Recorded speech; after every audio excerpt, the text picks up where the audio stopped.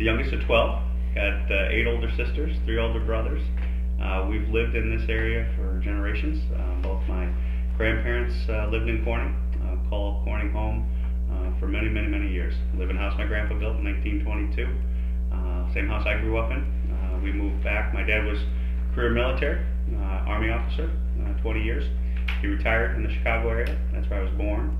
But when he passed when I was 2, that's when we moved back home to Corning. So we've been essentially here our entire life. Went to Alfred University, right down the road. Went to law school in Ohio. Then came back. Met my wife at Alfred. So the 50-yard line was Rochester. Close, hour to her family, hour to my family, essentially. That was important to us. And then when my mother passed, that's when we moved our family. At that time, we just had my daughter Autumn, who was born in Rochester, but moved them back to Corning. Had our son Will there, so I got 2 kids, 14 and 12 now, Autumn and Will, and it's been good. It's been good. I'm glad to be able to be back home. Business-wise, started multiple businesses. Started a law practice, started a property development company, property rental company, a real estate company, kind of in the real estate area, and then got those going. Got up to a point of employing about 30 people, and so I know what it's like to sign the front of a check, not always the back of a check, and when that payroll is due, what it means at 2 o'clock in the morning to go, holy cow, how are we going to cover payroll this week, and what do we got to do? So I can definitely empathize with small business owners and the plight that they face day in and day out. And we became mayor of the city of Corning, served our term there as mayor of Corning, and then ran for Congress, and went down as part of this freshman class in November 2010.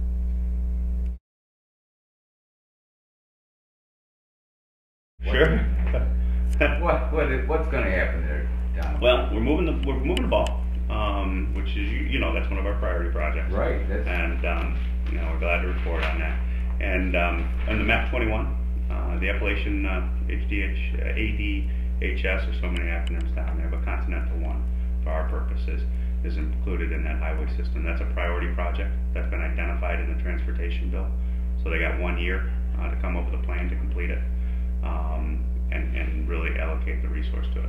So getting it identified in the legislation as a priority project was a good step in the right direction, because that puts it on the national radar. That puts it as a priority national interest target. But this has been bogged down, and we're very familiar with the details, and we're working with the nation to make sure all the issues there are addressed as they deal with the rights of way and things like that. But I think working together, I think we're going to be coming to a conclusion on that. Then you convince the state to do it? We've been making our pitch to the governor, and I think the governor sees it as an important project for over here. And so I think having it recognized on a national level, to the level it's now been recognized in the statute, helps us further solidify our arguments with the governor.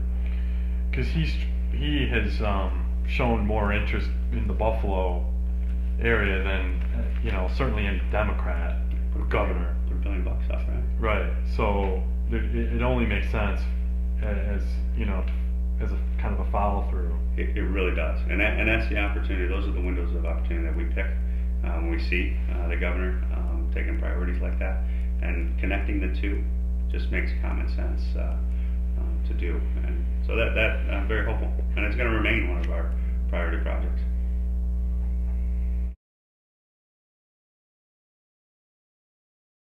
Cattaraugus and Allegheny counties have a large number of dairy farms.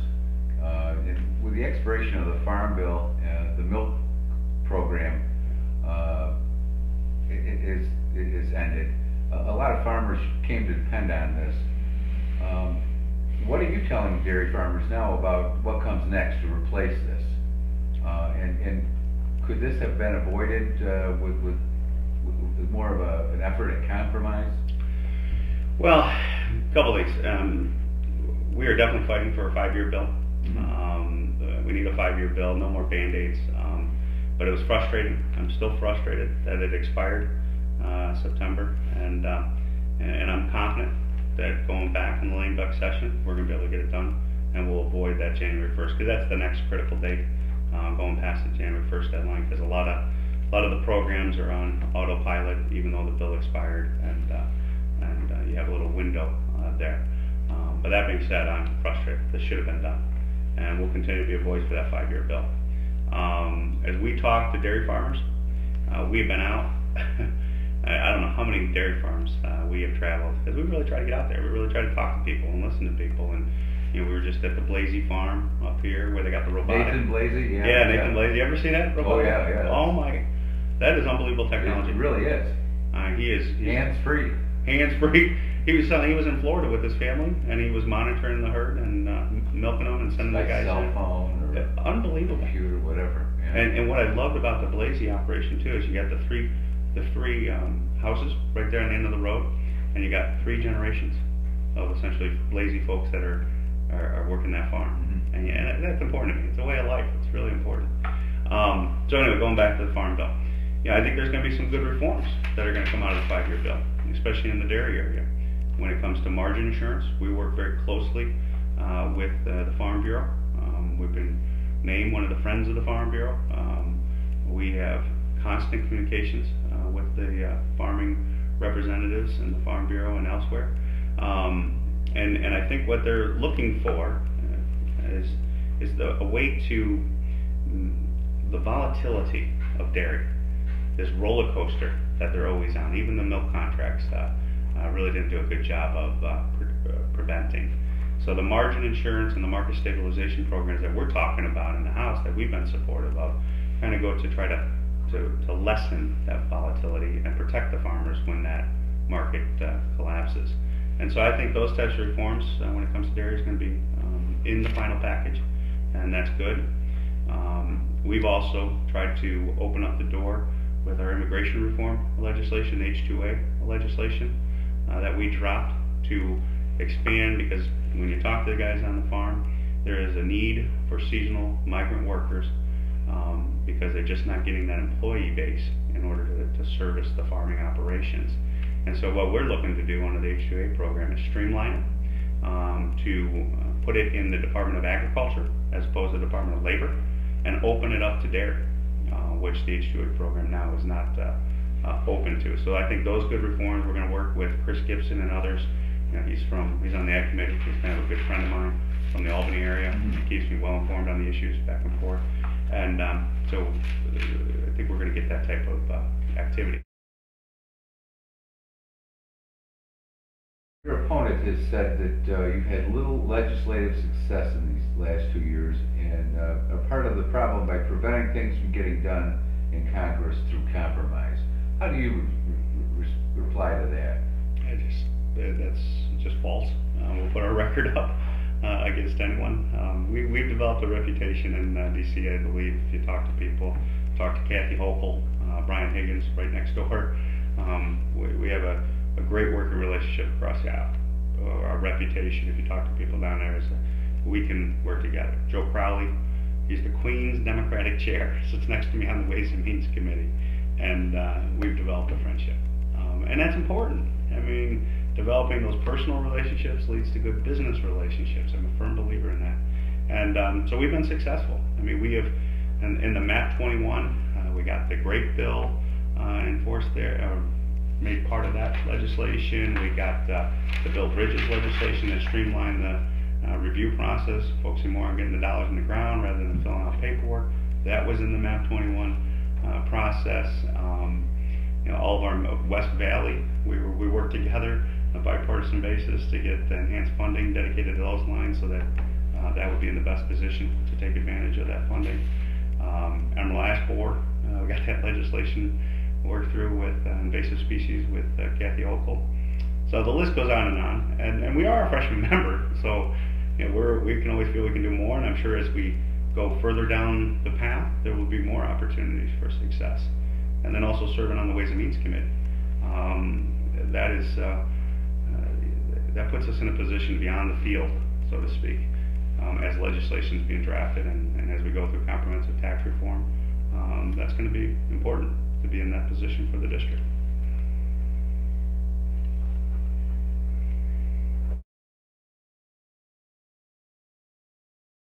Will Congress be able to resolve the deficit reduction problem in this lame duck session, or are we gonna go over the cliff, or what's your read on that? Well, I mean, it's been kicked down the road so Sure. many times, it just... we are not, it's clear to me, when you're getting my mind around $16 trillion of a national debt, you're not going to solve that in a lame duck session. It's too big of a problem. This is going to take many years, but we need to get on a path that deals with it, and deals with it openly, honestly, and gets us to a point where it is dealt with.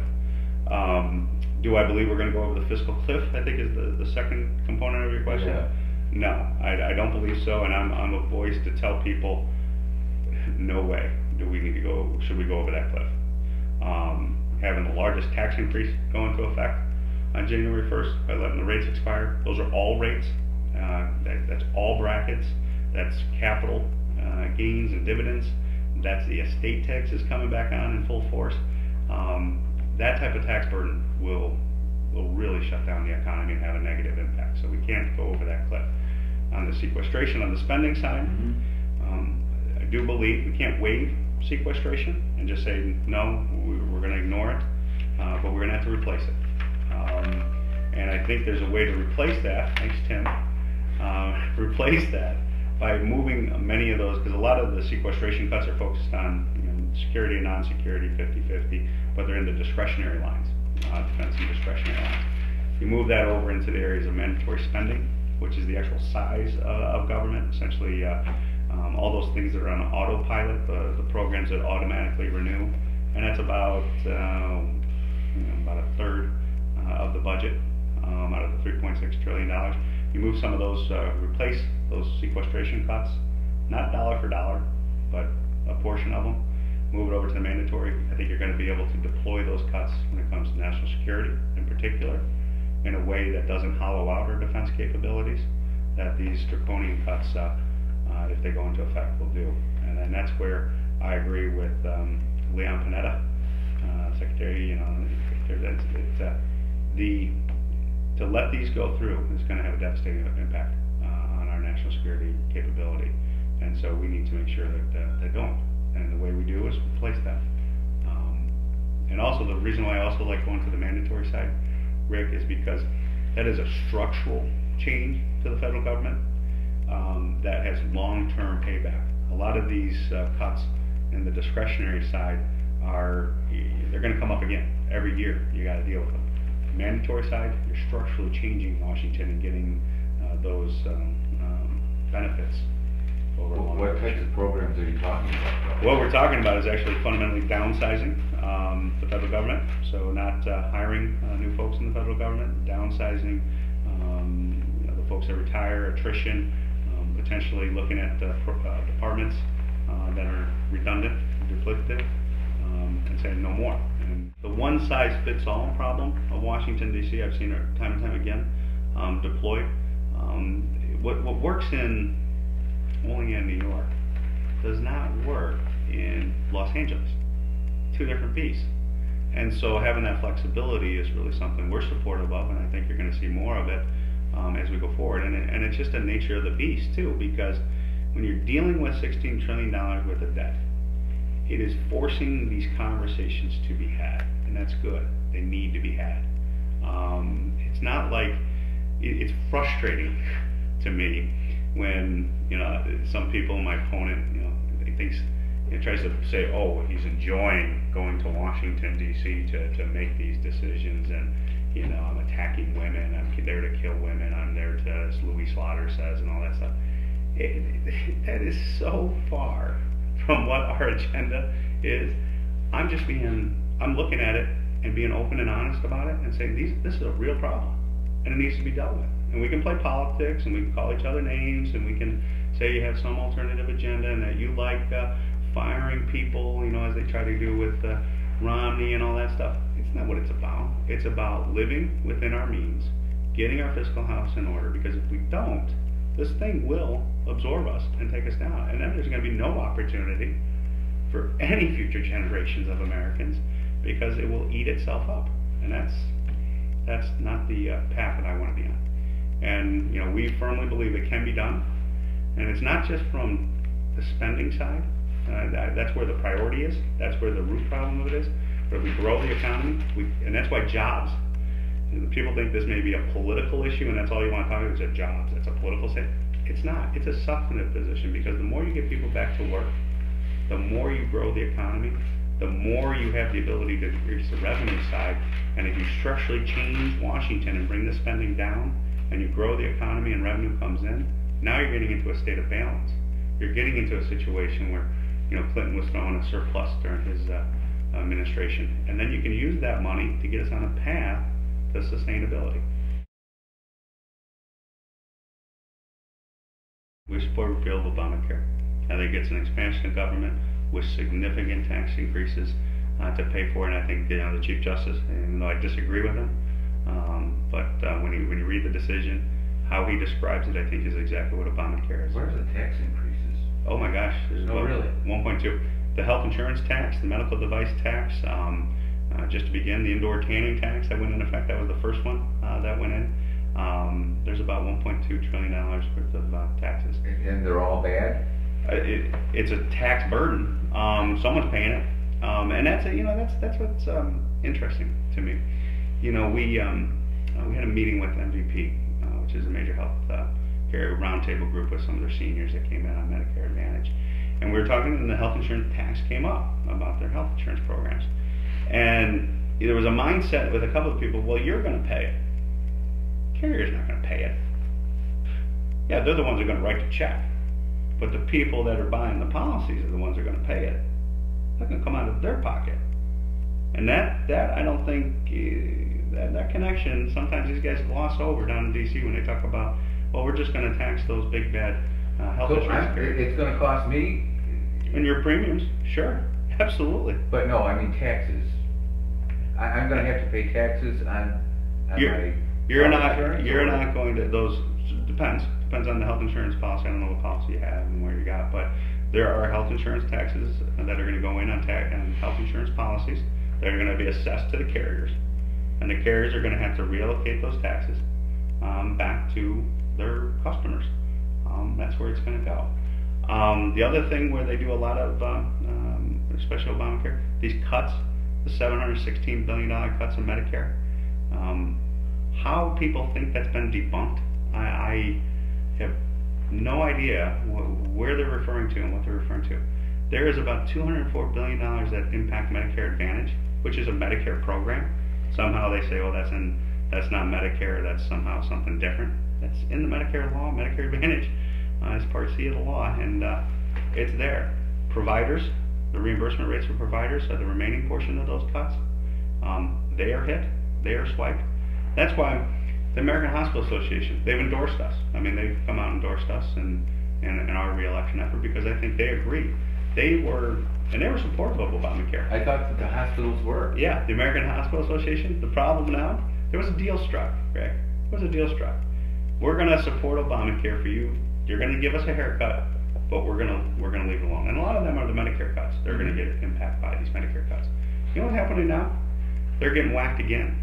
They're getting whacked multiple times, be it in their outpatient reimbursement clinics. They're getting whacked again in their IME and GME expenditure reimbursements for graduate medical school and independent medical expenditure. They're a target when they were supposed to be a non-target. So it's interesting to see the dynamic now, because the hospitals were like, okay, we're going to support it for self-preservation purposes. Oh yeah, I thought they built their whole financial houses on it now. It's all coming because you know what else is happening? Take the class provision, the class provisions of the community living assistance, the kind of long-term health care. Mm-hmm. That was going to be a major revenue to cover Obamacare. Sebelius came out and said, it's not practical, can't be implemented, and even she backed off. That has to be absorbed somewhere else. The 1099 requirement, that was repealed and signed into law. That was a revenue generator that was scored to offset the cost of Obamacare. That has to be picked up somewhere else. And you know who they're going after? They're going after the providers, they're going after the hospitals, they're going back at the people that were told, don't worry about it, we got you back. What do you tell the people who have made some benefits from this, like their health insurance reform. children who can stay on their policy for longer, the pre-existing conditions. What do you do there if you repeal? That's why I'm a firm believer. We support repeal, but those health insurance reforms we support, and that will be part of any replacement package. Even if we just replace repeal of Obamacare with those health insurance reform provisions, and then we go forward with the continuing conversation that needs to be had, that Obamacare, in my opinion, has not done and doesn't do, contain the cost pressure increases that are coming in healthcare. And that could be a longer conversation, but the health insurance reform, so I look people in the eye and I say, recognize the need for that reform, and we support that reform. Mr. Romney didn't go so far as to support the pre-existing conditions unless you already had a. Yeah, and I didn't really follow him there. I was trying to. I will admit I don't watch everything he says. I know, but I was a little. I'm like, I don't get that, because I support that reform. Many people on our side of the aisle support that reform, and I thought he did. And I don't know if that was just something he misspoke and it didn't come out correctly, but it's got to be on his website.